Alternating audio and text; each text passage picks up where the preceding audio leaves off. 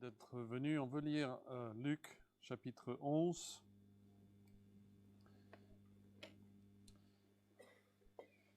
Je vais commencer au premier verset. Vous allez voir que le sujet, c'est la prière.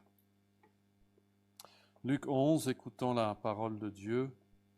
Jésus priait un jour en un certain lieu. Lorsqu'il eut achevé, un de ses disciples lui dit, « Seigneur, enseigne-nous à prier, comme Jean l'a enseigné à ses disciples. » Il leur dit, « Quand vous priez, dites, Père, que ton nom soit sanctifié, que ton règne vienne. Donne-nous chaque jour notre pain quotidien. Pardonne-nous nos péchés, car nous aussi nous pardonnons à quiconque nous offense. Et ne nous induis pas en tentation. » Il leur dit encore, « Si l'un de vous a un ami, et qu'il aille le troubler au milieu de la nuit pour lui dire, « Ami, prête-moi 3 pains, car un de mes amis est arrivé de voyage chez moi et je n'ai rien à lui offrir. » Et si de l'intérieur de sa maison cet ami lui répond, « Ne m'importune pas, la porte est déjà fermée, mes enfants et moi nous sommes au lit. Je ne puis me lever pour te donner des pains. » Je vous le dis, même s'il ne se levait pas pour lui donné parce que c'est son ami, il se lèverait à cause de son importunité et lui donnerait tout ce dont il a besoin. Et moi, je vous dis, demandez, c'est-à-dire demandez comme ça, et il en vous donnera. Cherchez de cette manière et vous trouverez. Frappez, comme cet ami, à la porte de son voisin, et il en vous ouvrira. Car quiconque demande reçoit, celui qui cherche trouve, et il en ouvre à celui qui frappe. Quel est parmi vous le père qui donnera une pierre à son fils s'il lui demande du pain? Ou s'il demande un poisson, lui donnera-t-il un serpent au lieu d'un poisson? Ou s'il demande un œuf, lui donnera-t-il un scorpion? Si donc méchant comme vous l'êtes, vous savez donner de bonnes choses à vos enfants, à combien plus forte raison le Père céleste donnera-t-il le Saint-Esprit à ceux qui le lui demandent. Vous voyez que l'application de tout cet enseignement est que Dieu, le Père, donnera le Saint-Esprit à ceux qui demandent le Saint-Esprit à Dieu le Père. Alors Jésus parle ici à des croyants, il ne parle pas à des païens. Ce n'est pas donc une prière de repentance, forcément ici, quelqu'un qui vient pour la première fois pour le salut. Et ça nous pousse à poser la question, dans quel sens devons-nous prier à Dieu le Père qui nous donne le Saint-Esprit? Prier pour le Saint-Esprit. Alors, je pense qu'il est important de comprendre ce que c'est d'avoir l'Esprit de Dieu. Et d'abord, on va dire 2 choses ici sur le Saint-Esprit. Et la première, c'est avoir l'Esprit. C'est une réalité fondamentale et permanente. Dans le Nouveau Testament, avoir l'Esprit est lié à l'appartenance au Christ. Et peut-être vous pouvez trouver avec moi Romains 8, et on va voir cela, parce que ça c'est le texte où il dit que si quelqu'un n'a pas l'Esprit de Christ, quoi, il ne lui appartient même pas. Mais notez, on va comparer ces 2 versets, Romains 8, 9 et 10, Romains 8, versets 9 et 10. Ici, l'Esprit, c'est le sceau de l'identité chrétienne. On ne devient même pas croyant sans l'Esprit. Avoir Christ et avoir l'Esprit est la même réalité. Notez verset 9, Romains 8, 9. « Pour vous, vous ne vivez pas selon la chair, mais selon l'Esprit. » Donc, grand E, l'Esprit de Dieu. « Si du moins, l'Esprit de Dieu, quoi? Il habite en vous. Si quelqu'un n'a pas l'Esprit de Christ, notez la Trinité ici, celui qui vient d'appeler l'Esprit de Dieu et tout de suite après appelé l'esprit de Christ. Et si quelqu'un n'a pas l'esprit de Christ, il ne lui appartient pas. Alors, notez là au verset 9, il dit, si du moins l'esprit de Dieu habite en vous. Donc, qui est en nous? L'esprit. Mais le verset 10 dit, et si Christ est en vous. Vous voyez le parallélisme là, entre les deux. L'esprit de Dieu habite en nous, c'est l'esprit de Christ, et donc, si Christ est en vous, le corps, il est vrai, est mort à cause du péché, mais quoi? Si Christ est en vous, forcément, l'esprit est vie, l'esprit est en vous. Et moi, j'ai surligné ça, ces références au Père, à l'Esprit, à Christ, et puis on revient au verset 10, à l'Esprit à la fin. Donc, un croyant reçoit l'Esprit en recevant Jésus-Christ. La foi en Christ amène avec elle la réalité de la réception et l'habitation de Christ en nous. Et ces versets nous montrent clairement que ces deux réalités, l'Esprit et Christ, c'est dans l'économie de Dieu la même chose. Si on a Christ, on a l'Esprit. Si on a l'Esprit, on a Jésus-Christ. Et il y a beaucoup de versets qui parlent du fait que Dieu donne son Esprit, même aux païens. Donc ici à Rome, les Romains, l'amour de Dieu est répandu dans nos cœurs par le Saint-Esprit qui nous a été donné aux Romains. En parlant aux Corinthiens, il dit de Corinthiens 5, Dieu lui-même nous a accordé son Esprit comme un compte des biens à venir. Aux Galates, il dit, verset 6 du chapitre 4, parce que vous êtes fils, Dieu, donc Dieu le Père, a envoyé dans nos cœurs l'Esprit de son Fils. Là, on voit encore la Trinité. Dieu le Père envoie l'Esprit de son Fils. Aux Philippiens, encore un autre groupe de païens. En réalité, c'est nous qui sommes circoncis de la vraie circoncision, puisque nous rendons à Dieu un culte par son Esprit. Aux Thessaloniques, il dit, Dieu qui vous a aussi donné son Saint-Esprit. Et donc, on peut conclure, comme nous avons déjà lu, que si quelqu'un n'a pas l'Esprit de Christ, il ne lui appartient pas. Donc, on doit apprécier à la fois le caractère unique de Pentecôte et les conséquences qui en découlent pour nous aujourd'hui. Si vous n'avez pas l'Esprit de Christ, il faut venir à Christ. Parce que c'est Christ qui nous baptise dans le Saint-Esprit. Christ est le baptiseur. Et c'est une action fondatrice pour tous les croyants. Donc ça, c'est quelque chose de stable, c'est pas répété, c'est lié à la nouvelle alliance. Donc c'est pas dans ce sens-là que nous allons prier pour l'Esprit de Christ.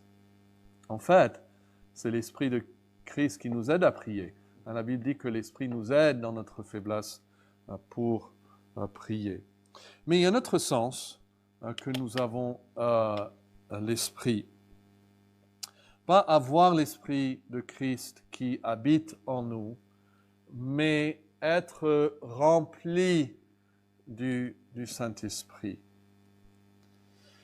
Et ça, dans la Bible, c'est une expérience qui est dynamique, donc quelque chose de vivante, et aussi variable. Qu'est-ce qu'on veut dire par variable? Ça veut dire qu'elle n'est pas forcément constante toute la semaine, même toute la journée. L'Esprit donc habite le croyant, ça c'est une présence permanente, mais l'Esprit peut remplir plus ou moins pleinement le croyant. Ça c'est sa capacité, son influence. Et il y a plusieurs versets qui montrent que ça c'est une expérience dynamique et qui change. C'est réel, mais ce n'est pas uniforme. C'est lié à certaines circonstances spécifiques, c'est lié à notre obéissance aussi, c'est lié à notre mission qu'il nous donne. Et donc, je vais vous donner au moins 2 manières pour lesquelles nous pouvons prier pour le Saint-Esprit dans la Bible. Et donc, c'est des sous-points ici du numéro 2. Qu'est-ce que c'est d'être rempli de l'Esprit? Dans la Bible, être rempli de l'Esprit, c'est une des choses, ce n'est pas la seule chose, mais une des choses, c'est une capacité spirituelle particulière qui est accordée, on va dire, par l'Esprit, mais pour une mission précise. Donc c'est l'Esprit qui donne une puissance, ou l'Esprit qui donne une capacité pour une certaine mission ou œuvre. Ça, on le voit plusieurs fois dans l'Ancien Testament. Par exemple, en Exode, ici, on a cette capacité surnaturelle pour une tâche même artisanale, ici. Il dit, je l'ai rempli de l'Esprit de Dieu. Ici, il parle de Betsalel, d'intelligence, de savoir pour toutes sortes d'ouvrages. Alors, c'est lui qui va guider la construction du tabernacle. Et Dieu l'a rempli de l'Esprit de Dieu pour pouvoir accomplir cette tâche. Vous voyez, donc, il a l'Esprit, il est rempli de l'Esprit pour accomplir cette tâche. Et on peut le voir beaucoup de fois même dans l'Ancien Testament. Donc, je vais sauter tout de suite au Nouveau Testament. Jésus dit à ses disciples en Acte 1:8, « Vous recevrez une puissance. » Virgule. Quelle est cette puissance? C'est le Saint-Esprit survenant sur vous. Et le résultat de cela, c'est que vous serez mes témoins. Jésus annonce que la venue du Saint-Esprit confère une puissance, une dunamis, destinée à une mission, être témoin jusqu'aux extrémités de la terre. Et on le voit plusieurs fois dans le Nouveau Testament, que l'Esprit vient pour aider quelqu'un à prêcher ou à parler. En fait, un passage qui m'est venu à l'esprit, je n'ai pas mis dans mes notes, c'est en 1 Thessaloniciens où il parle aux chrétiens, il dit « Nous savons, frères, que vous êtes élus. » Et il dit parce que quand nous avons prêché, notre parole est venue notre évangile n'est pas venu en parole seulement, mais avec puissance, avec l'Esprit Saint et avec une pleine persuasion. Donc, c'était cette expérience qu'ils ont eue en prêchant que l'Esprit de Dieu était là et qu'il œuvrait dans la vie de ces personnes-là pour qu'ils viennent à Jésus-Christ. Donc, c'est recevoir une compétence spéciale pour une mission donnée et l'efficacité de pouvoir remplir cette mission. En Acte 2, verset 4, nous lisons qu'ils furent tous remplis du Saint-Esprit, mais plus tard, au chapitre 4, nous lisons qu'ils furent tous remplis encore du Saint-Esprit et ils annonçaient la parole de Dieu avec assurance. Donc il s'agit des mêmes personnes, mais une nouvelle assurance donnée par un ministère de l'Esprit pour une situation précise. Ce sont les mêmes personnes déjà remplies et ils sont à nouveau dans un contexte différent. Donc je pense que la plénitude ici, dans ce sens, n'est pas figée, n'est pas constante. Et il prie et Dieu y répond. En Acte 13, pour aller vite, on lit de Paul, rempli du Saint-Esprit, fixa les regards sur lui. Mais Paul est déjà apôtre. À ce point-là, il avait déjà vu le Seigneur Jésus-Christ. Il avait déjà eu des expériences avec Dieu. Mais là, on voit à ce moment précis, il est rempli du Saint-Esprit pour parler. C'est quelque chose de ponctuel ici. Il y a un moment de confrontation spirituelle, une intervention spécifique de la part de Dieu. Donc, je pense que avoir le Saint-Esprit, c'est avoir cette force, c'est avoir cette capacité spirituelle particulière pour une mission précise. Parce que Dieu ne veut jamais que nous pensions que la force est impersonnel. Si Dieu nous donne une force, c'est en fait l'Esprit qui nous est donné pour cela. Ce n'est pas juste, wow, comme Astérix, hein, on boit quelque chose et puis boum, on peut y aller. Non, c'est l'Esprit qui est en moi qui à ce moment-là œuvre pour me donner une capacité. Donc je veux parler avec mon voisin, ou j'ai une discussion importante, ou je veux faire un travail pour le Seigneur. Je prie, donne-moi ton Saint-Esprit pour cette œuvre, et c'est lui qui vient à ce moment-là et m'aide dans cette situation. Donc c'est l'action par laquelle Dieu accorde aux croyants une puissance spécifique, adaptée à sa situation, ou à son service, ou à sa mission déterminée. Et cette plénitude se manifeste par une capacité de remplir la mission que Dieu nous donne. Et dans ce sens, elle n'est pas uniforme, elle est vraiment liée au moment même. Et donc, nous devons prier que Dieu nous donne son esprit pour des tâches spécifiques. Après tout, et on a vu ça dimanche, que les dons que Dieu nous donne, il nous donne à travers qui? Son esprit. C'est le don du Saint-Esprit qui nous donne ces dons et qui nous donne la force après pour œuvrer avec ces dons. Donc, on peut parler d'un revêtement de puissance de l'Esprit. Parfois, j'entends les chrétiens prier que Dieu les donne ce revêtement, cette puissance du Saint-Esprit. Et c'est dans ce sens-là, je pense qu'il prie. Pensez à l'exemple de Jésus-Christ. Jésus est parfait. Jésus a été conçu grâce à l'œuvre du Saint-Esprit sur Marie, n'est-ce pas? Le Saint-Esprit viendra sur toi.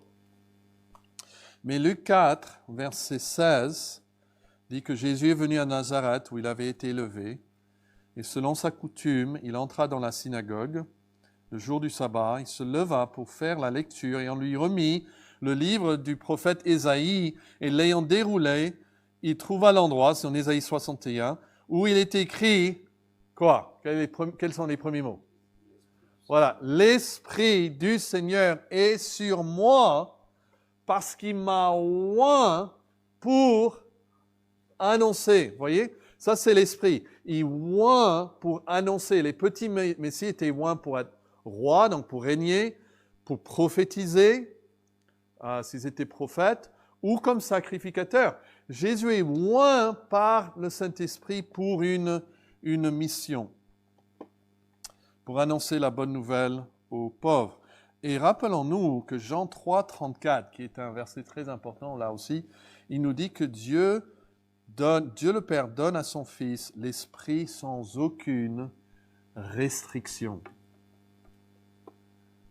Nous, on ne va jamais avoir la plénitude de la force et de l'onction qu'a Jésus-Christ. Lui, il l'a sans restriction. Et tout ce qu'il le fait, la Bible dit même qu'il s'offre sur la croix par le Saint-Esprit. Tout ce qu'il fait, c'est par lui. Et nous voyons cette prophétie dans les psaumes, psaume 45, par exemple. On le chante parfois, « Ton trône, ô Dieu, il y a toujours le sceptre de ton règne est un sceptre d'équité. Tu aimes la justice, tu hais la méchanceté, c'est pourquoi, ô Dieu, ton Dieu t'a oint d'une huile de joie par privilège sur même tes collègues. » Il est oint ici. Et écoutez les paroles de Pierre qui prêche dans la maison de Corneille. En Actes 10, 37 et 38, il dit « Vous savez, même ces païens avaient entendu cela, ce qui est arrivé dans toute la Judée, après avoir commencé en Galilée, et la suite du baptême que Jean a prêché. Vous savez comment Dieu a oint du Saint-Esprit et de force Jésus de Nazareth, qui allait de lieu en lieu faisant du bien et guérissant tous ceux qui étaient sous l'empire du diable, car Dieu était avec lui. Dieu était avec lui, mais il était oint du Saint-Esprit et de force. Et nous avons besoin d'être oints aussi du Saint-Esprit et de force. J'ai lu ce que les biographes disent de Spurgeon, qui montait les marches vers la chair était élevée. Et il disait qu'il montait les marches en se disant « Je crois au Saint-Esprit ». Je crois au Saint-Esprit. Il ne voulait pas prêcher sans se rappeler que toute sa force allait venir du Saint-Esprit, au moment même. Donc, nous pouvons prier à Dieu le Père qui nous donne son Saint-Esprit pour accomplir les tâches qui nous sont confiées. Et Dieu, la Bible dit, il donne son esprit à ceux qui le lui demandent. Mais l'autre manière, et vous avez déjà pensé à cela, j'imagine, c'est que être rempli du Seigneur, c'est être contrôlé, dirigé ou influencé par le Saint-Esprit. Être rempli du Saint-Esprit désigne également cet état intérieur du croyant lorsqu'il se laisse gouverner par le Saint-Esprit. La Bible dit que quand Jésus vient, il vient avec un royaume, n'est-ce pas? Il vient pour régner. Et nous prions que ton royaume vienne. Comment est-ce qu'il va régner dans nos cœurs? Par son Saint-Esprit. Christ règne dans nos cœurs. C'est une disposition de dépendance, d'obéissance, où nos paroles, nos pensées, nos actions aussi sont sous l'influence active du Saint-Esprit. Ici, la plénitude concerne moins une tâche ponctuelle qu'une orientation de vie, où l'Esprit conduit, façonne son caractère en nous et produit son fruit, n'est-ce pas? Parce que le Saint-Esprit a un fruit, c'est au singulier. Le fruit singulier de l'Esprit, c'est l'amour, la joie, la paix, la patience, la bonté, la bienveillance, la douceur, la fidélité et la maîtrise de soi. Voilà, c'est 9 choses. Merci. Et le verset classique là-dessus, c'est Éphésiens 5, 18, où il dit « Ne vous enivrez pas de vin ». Ça, c'est la débauche. Et donc, on a cette image d'être contrôlé par quelque chose. On peut recevoir... Et on voit aussi le lien entre nos corps et nos esprits. On peut digérer quelque chose dans le corps qui va après contrôler nos esprits. Et donc, la Bible dit, ne digérez rien, même dans le corps, que ça vient en forme de liquide ou autre, il y a des drogues aussi, qui va avoir même la moindre impact sur votre esprit.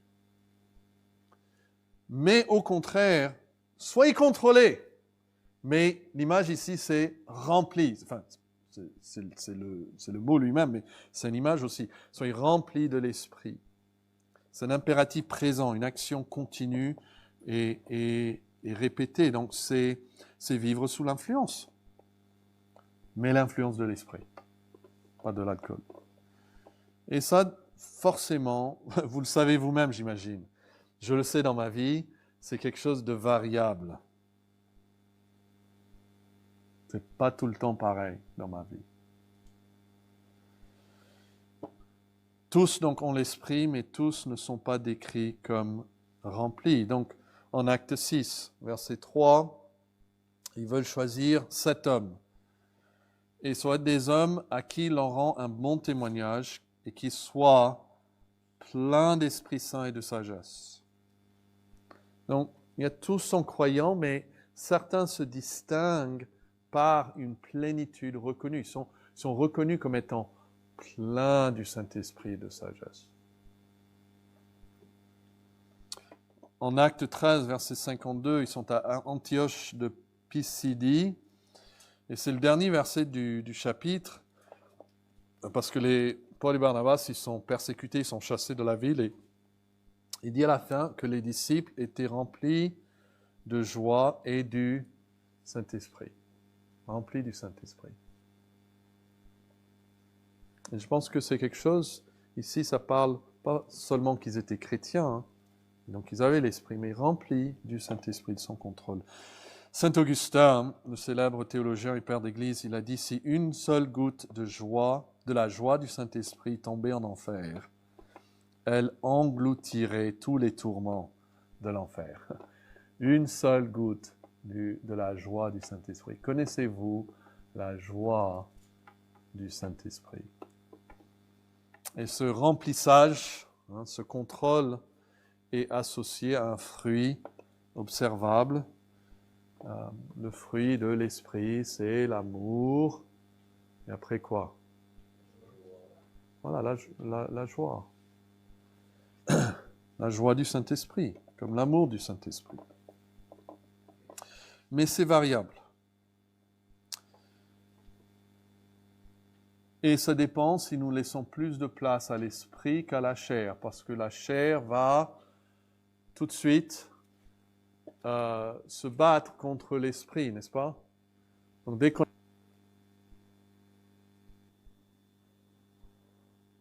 son œuvre en nous, et donc quand nous prions pour le Saint-Esprit, nous prions pour ses œuvres.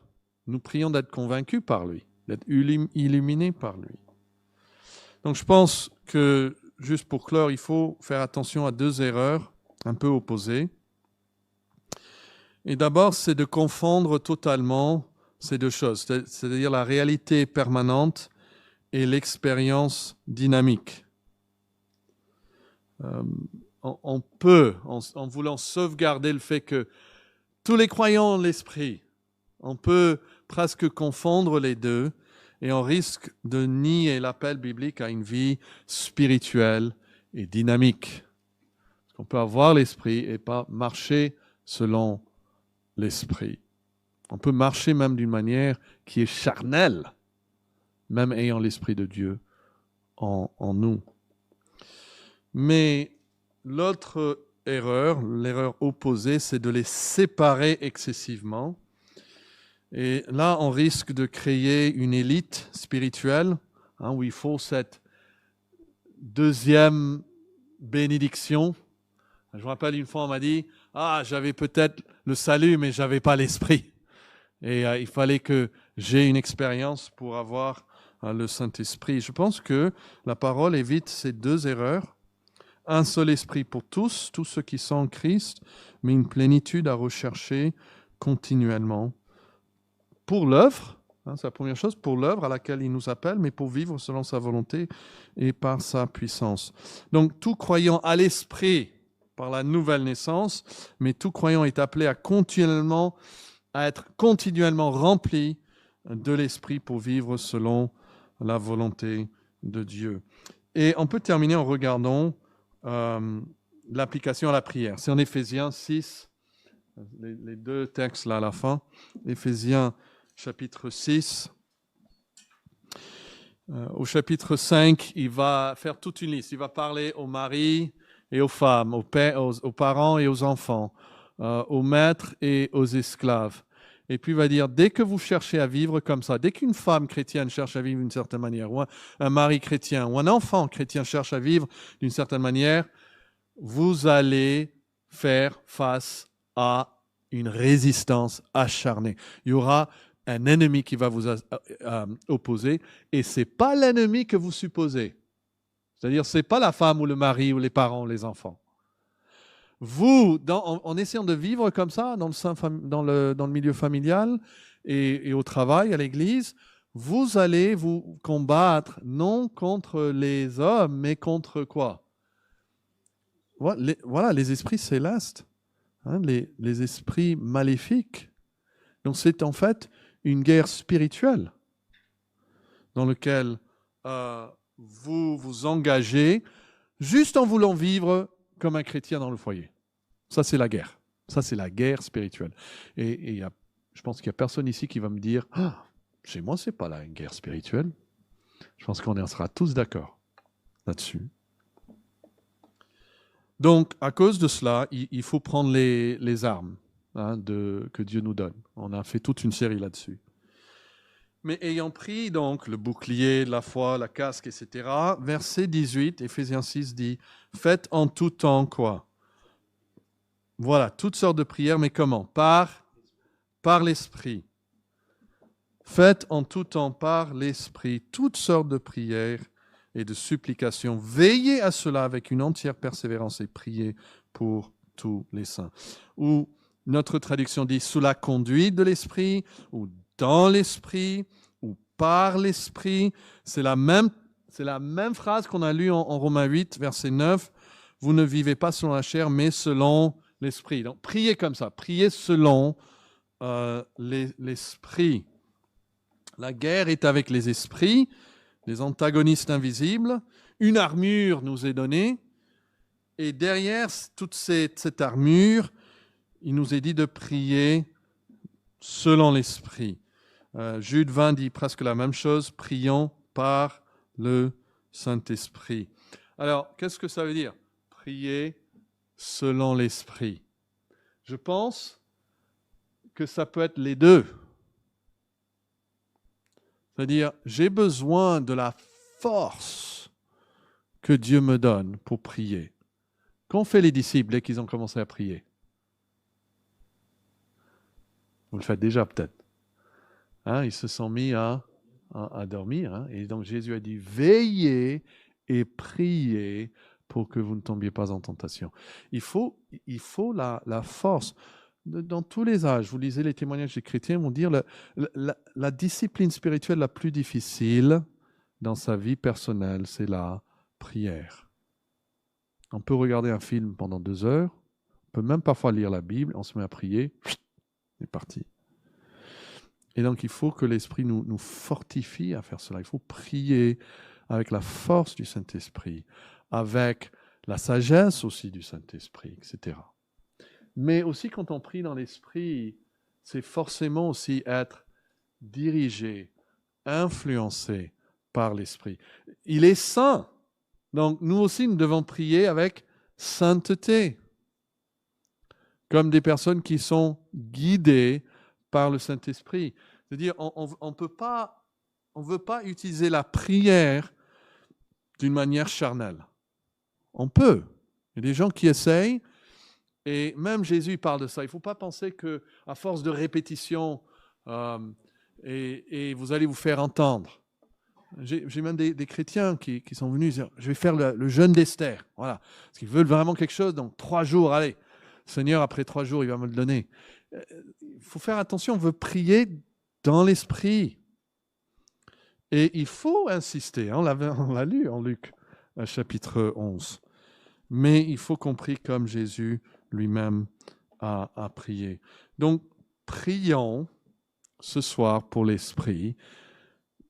Pensez demain matin aussi, quand pensez à ce que vous avez à faire dans la journée et priez que le Saint-Esprit vous aide dans toutes ces circonstances, avec toutes ces exigences, toutes ces tentations, qui vous aident à marcher dans l'Esprit. Priez pour le Saint-Esprit.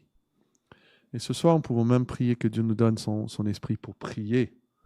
Et c'est comme un cercle, pas un bon cercle, qui nous aide. Il nous aide à prier et on avance plus loin après dans notre marche avec le Saint-Esprit. Donc, je vais juste terminer en relisant Luc, chapitre 11 et verset 13, en ayant tout cela à l'esprit. Si donc, méchants comme vous l'êtes, si vous savez donner de bonnes choses à vos enfants, à combien plus forte raison le Père céleste donnera-t-il le Saint-Esprit de ces manières-là à ceux qui le lui demandent. Prions pour le Saint-Esprit. Amen. Voilà, on va prier comme ça et que le Seigneur nous aide dans nos faiblesses. Nous ne savons pas comment nous devons prier, mais je suis sûr qu'il sera là pour nous aider à prier.